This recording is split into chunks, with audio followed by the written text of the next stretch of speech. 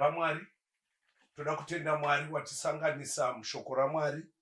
Tinomutenda kuti watikatipinza mugore rinodzva tiri vapenyu nemhuri dzedu. Ndoda kukwazisai mose vari kuteerera vari panzvimbo dzakasiyana siyana. Ngatimbotsinzinai tinamate. Baba vedu vari kudenga, muzita raJesu tava kuverenga shoko renyu rino ringatikomborera panguva ino, ritisvitse pedo nemwi, tibve takomborerwa nokushanduka upenyu hwedu muzita raJesu. Amen. Nhasi musoro wedu wenyaya unotiwo, kana Mwari akasangana nomunhu, when God meets men, kana Mwari akasangana nomunhu pane chinoitika. Kana munhu akasangana naMwari haasari akadaro. Munorangarira Mozisi paakasangana naMwari, akwira mugomo, oburuka imomo, akabva chiso chake chichibwinya chichipenya zvokuti vaIsraeri vakatiza vakakonewa kutarira chiso chake. Kusvikira Mozisi anzi isa chidzitiro tigone kukwedera pedo newe. Hama dzangu dzinodikamwa, wadiwo kupinda mucloset naMwari, usangane naMwari, utenderane naMwari pakurarama kwako, upenyu hwako huchinje. Tinotorangarira murume wainzi Jacob, akatsotsa baba vake nomukoma wake akatiza, asi Mwari ngaavongwe, ondodzoka Jacob. Kaverenga Genesis chapter 32 pa 24, inoti Jacob wakasara ari oga, mumwe murume akaita mutsimba naye kusvikira utunga huchitsvuka. Zvinonzi vakaviri vindana kusvikira kondoedza, kusvika mutumwa amubata hudyu ikaninguka. Chirega ndiende koedza, akati handikuregedzii kusvika mandikomborera. Kukai nomutumwa, zita rako unonzi aniko iwe? Kukai ndinoi Jacob, zvaireva munyengeri. Kukai wareva chokwadi, kubva nhasi hauchai Jacob, wava kuiIsraeri. Shoko rinotiro apedza kutaura izvozvo, Jacobo akakomboregwa, akava munhu akakomboregwa. Hama dzangu dzinodikamwa, kana Mwari akasangana nomunhu, chinangwa chake ndechokuti munhu achinje zhira, atore zhira yaMwari, munhu atendeuke, abve kudima apinde muchiedza, abve murufu apinde muupenyu, abve mukuipa apinde mukunaka, kwete kuva bheta asi kuva munhu waMwari. Hama dzangu, panguva inoi ndati kana Mwari akasangana nomunhu, kana munhu akaramba kutendeuka, akaramba shoko raMwari, panonyogwa history ichaverengwa navanhu vakawanda kuti hapana chakanaka chinoramba chiripo. Munhu anoita madota. Kana munhu akasangana naMwari, akada kukakavadza Mwari, ndo magumo ehistory youpenyu hwake. Neno Mwari atibatsira. Mwari anosangana navanhu kuburikidza pamwe neshoko rake. Ukavona shoko raMwari rakunanga, rananga upenyu hwako, zviri nani zvingakubetsera, tendeukira kushoko raMwari, zvinokunakira. Bvunza Farao, mubvunze paakasangana naMwari. Kusangana naMwari anotuma nyange munhu anokakamira, asingagoni kutaura kwazvo, nokuti Luka 1:37 inoti hakuna shoko raMwari richashayiwa simba. Toda kuverenga kuna Exodus chapter 5 pavhesi ra1 tichiinda pana 2, inoti kudii? Verse 1. Yes. Shure kwaizvozvo Mozisi naAroni vakaenda vakati kuna Faro, zvanzi naJehovha Mwari waIsraeri, tendera vana vangu kuenda kuti vandiitire mutambo murenje. Farao akati, Jehovha ndiye aniko? Jehovha ndiani? Kuti nditeerere inzwi rake, kuti nditendere vaIsraeri kuenda. Handimuzivi iye Jehovha, neni handingatenderi vaIsraeri. Shoko rinoti iro, ida kune imwe. Bhaibheri rinoti iro. Shoko rakaviya naMozisi kuna Farao. Unotiyo, zvanzi naJehovha, tendera vanhu vangu vaende kunyika yavo yeKenani, vanondinamata. Iwe tendera vanhu vangu, ndo chandinoda kuti uite. Bhaibheri rinoti iro. Farao unoti iye, Jehovha ndiye aniko? Ine handimuzivi, therefore handitenderi nhapwa dzangu kuenda. Handimuzivi. Ndoda kuti uzive kuti ukabvunza Faro angotaura kuti Jehovha handimuzivi, zvaireva kuti waramba shoko raMwari, waramba Mwari, waramba ushe hwaMwari, waramba kuti Mwari amukomande achiita. Akati handimuzivi, therefore handitendi munhu kubuda muno muEgipita. Mwari akati uchandiziva kuti ndinani, nokuti ndakasika denga nenyika. Ndoda kuti uzive kuti Farao ati handimuzivi uye handitendi. Mwari wakatuma matenda 10 akanga achirova muEgipita. Mwari achiratidza bukuru hwake, akatuma nhunzi dzakanetsa Egipita rose. Akatuma kati Moses, chero uchikakamira, enda pamvura undorova mvura, yakashanduka ropa. Magipita akashawa kokumwa, nezvikova zvakashanduka ropa, nezvinzizi nezvimakawa, hove dzose dzaiva munzizi dzikafa. Farao akanga akaomesa moyo. Mwari akati wati hundizivi. Akatuma matacha, akabuda mugwiza akazara kumba kwaFaro. Mwari waiti uchandiziva chete, nokuti ndiri Jehovha unoita unyoro nehasha. Zvose zvinonditeerera. Moskwiteka tinesu tatsamwa.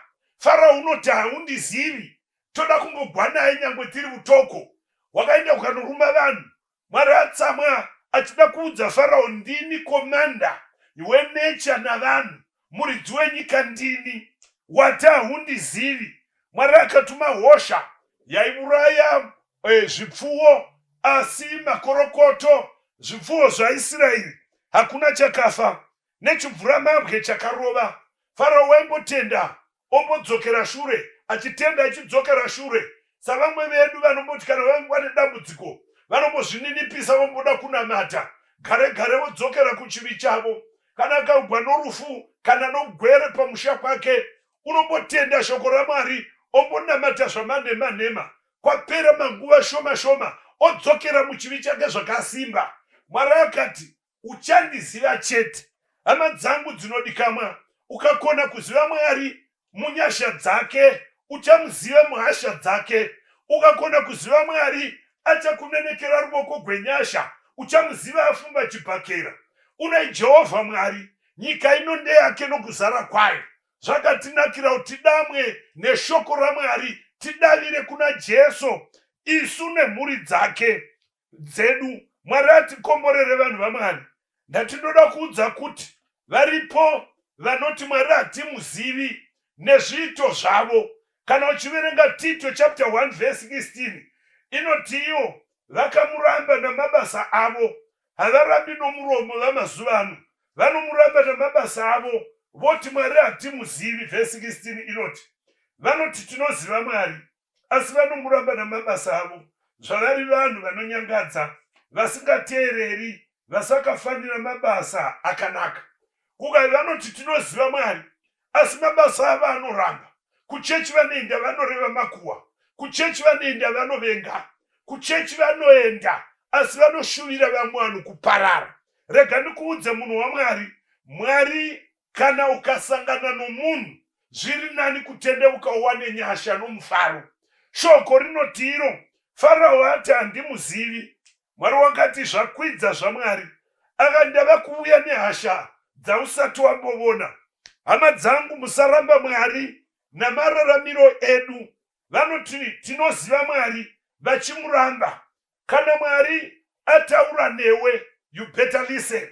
Kwai Mwari akati kuna Israeri, usiku hwanhasi munobuda. Ndoda kuti ndikuudze ndichatuma mutumwa 1, handidispechi vaviri. Umwe chete uchafamba padzimba dzose, isai ropa pamagwatidziro, papachashayiwa ropa ndinouraya matambwe. Vamwe vakazviwavo, nyaya ichitaugwa vakaisa ropa vakararama. Shoko rinoti mutumwa wakauya pakati pousiku, akauraya matambwe ose evanhu nezvipfuwo. Hakuna imba yakasara isina kufigwa nokuti vaiva nedangwe. Kubva kudangwe raizogara pachigaro chaFaro kusvika kudangwe romusungwa waiva muturongo, kwakaita mheremhere. Farao akazhamba akamuka pakati pousiku, akati Moses, torai zvipfuwo zvenyu mubude muende, tingapera nemhuri dzedu. Regai ndikuudzei hama dzinodikamwa, usazoda kutendeuka zvinhu zvashata. Mwari akurama apfiga mutsa. Kana ukatarira nyaya iyi, Jeremiah inoidungudza pana 46:17, kwai vakadaidzira vachiti yezvoko Farao mambo weIgipita iguu zvaro, wakarega nguva yakatagwa ichidarika.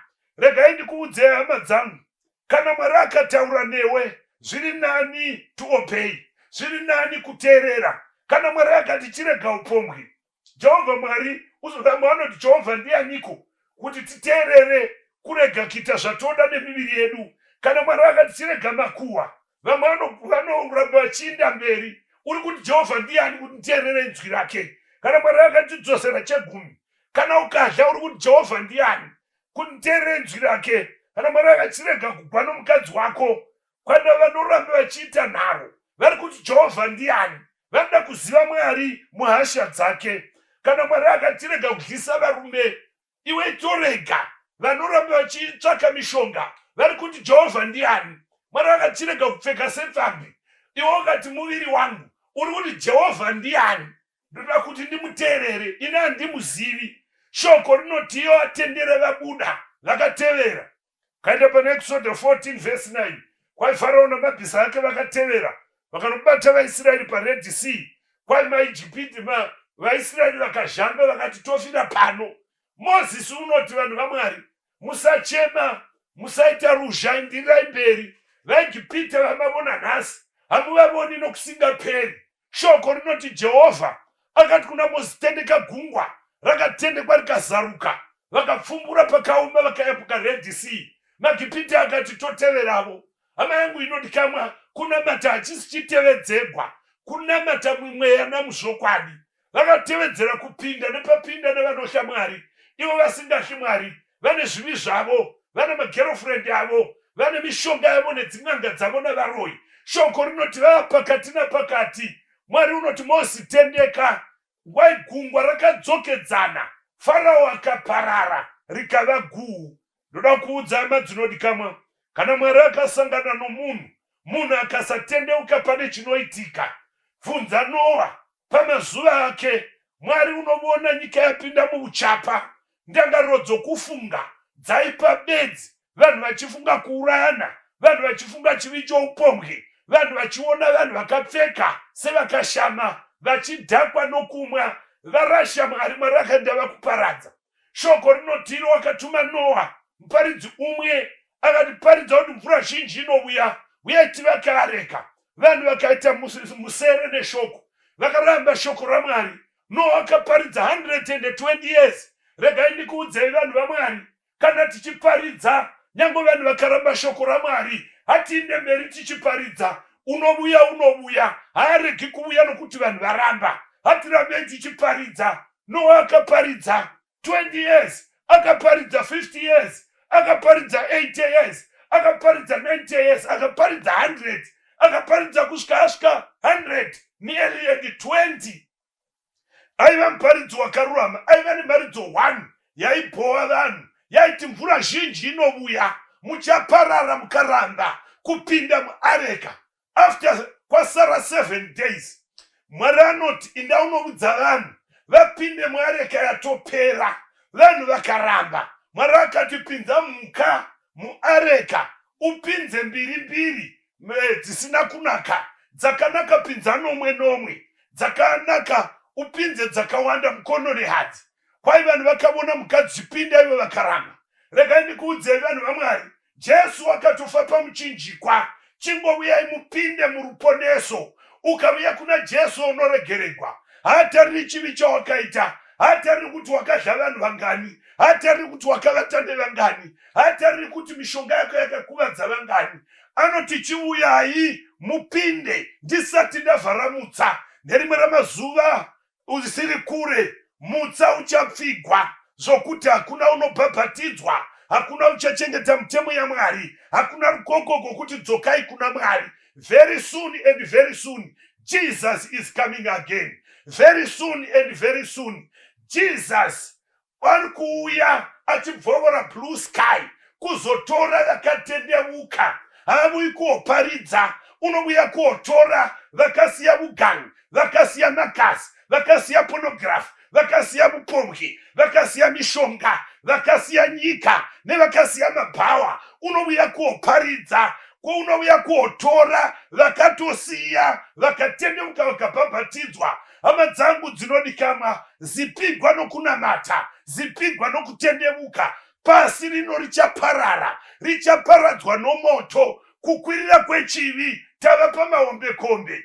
Kumaziva ndadzoka kwakarota chimwe chikombe chizwa nechikara chisina medo. Vakakomborerwa vanouya kuna Mwari, ari pedo nokuuya. Kuwanda kwamachechi anonyengera vanhu zvinoreva kuti wava pedo. Satani wadhabhura nhema dzake, Satani wadhabhura chivi chake. Kukwirira kwechivi kureva kuti nyika ino yava pedo kundoparara. Uyai kuna Jesu. Hama yangu inodikanwa, kana Mwari akasangana nomunhu akasatendeuka pane chinoitika, ndoda kuti uzive kuti nerimwe ramazuva Jesu physically achipa nyika ino wakangoti achingoti pfozo chikepe ndokusangana nomurume waiva nemweya tsvina waigara kumarinda. Pana Marko chapter 5 kwai murume uyu waigara kumarinda achizvicheka namatombo. Hakuna waigona kumunyorovesa, hakuna waigona kumusunga, waidambura maketani. Ndoda kuti uzive chinhu ichi, kuti kana ukavona hama yako isadzoreki yazara mweya yetsvina, kana ukavona une hasha dzakasimba mweya yetsvina, kana ukavona uchida madhirezi namakuhwa mweya yetsvina, kana ukavona uchigara uchitukana navanhu uchivengana nehama dzako mweya yetsvina, kana ukavona iwe paupenyu hwako uchisiya mukadzi wako uchinogara kuSumehouse mweya wetsvina chaiwo chaiwo, kana ukavona iwe ukemba kupfambi, kana ukavona uri musikana uchibahwa mazamu nomuviri wako wose mweya wetsvina madhimoni, sangana naJesu zvinochinja.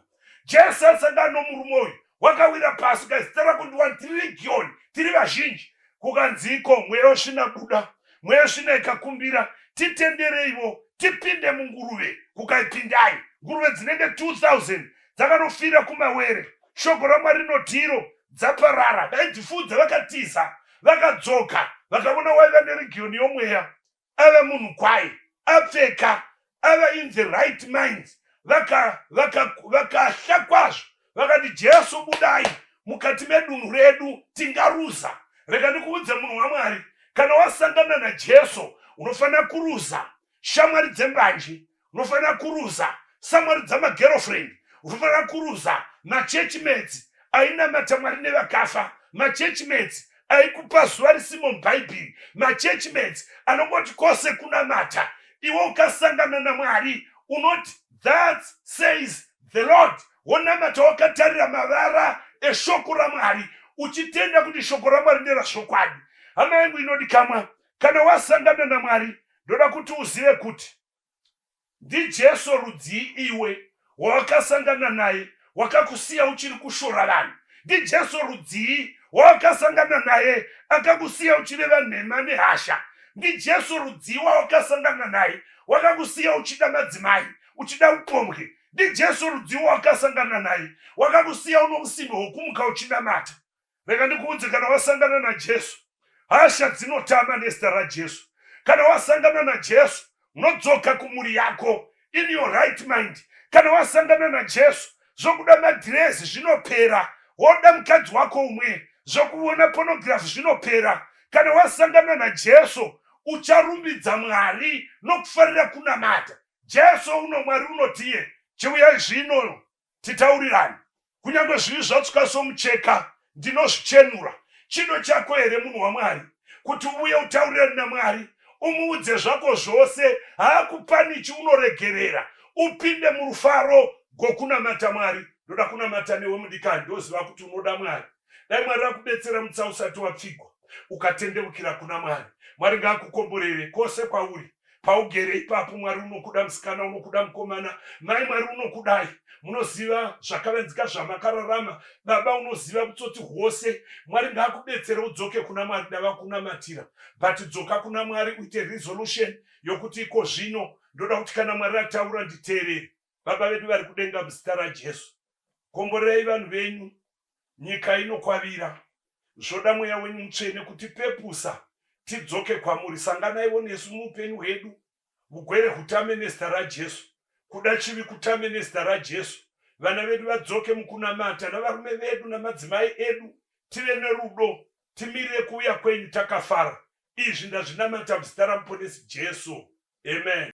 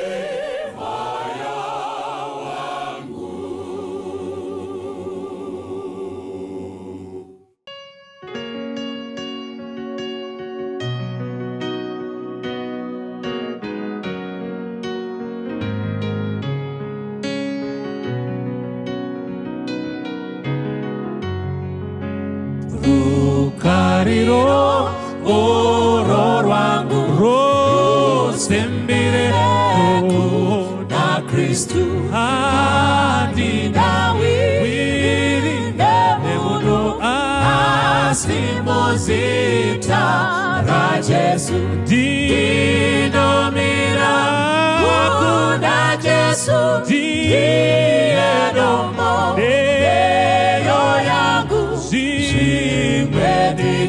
Dichayura zangu kuti awi kwa titi zake no karira upepo uro yesima ruoko rwake no bata dinomira kuna Jesu Diedomo deyo yangu shimwe dichayura zangu sifungo sikwinile kulabo abatebile nangamina ngitangele uchesungiza mtebile Jesu Kristo itwala